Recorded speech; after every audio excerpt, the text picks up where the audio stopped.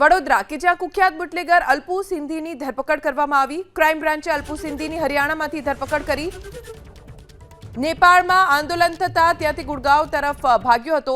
અગાઉ અલ્પુ સિંધી પોલીસ જાપ્તામાંથી ફરાર થયો હતો। અલ્પુ સિંધી ગુડગાંવમાં હોવાની પોલીસને બાતમી મળી। અલ્પુ સિંધી સામે હત્યાના પ્રયાસ સહિત 52 ગુના નોંધાયેલા છે।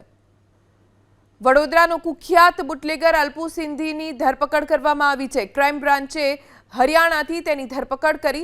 નેપાળમાં આંદોલન થતા ત્યાંથી ગુડગાંવ તરફ તે ભાગી ગયો હતો। અગાઉ અલ્પુ સિંધી પોલીસ જાપ્તામાંથી ફરાર થઈ ગયો। અલ્પુ સિંધી ગુડગાંવમાં હોવાની પોલીસને બાતમી મળતા પોલીસની ટીમ પહોંચી ગુડગાંવ અને અલ્પુ સિંધીને ઝડપી લીધો।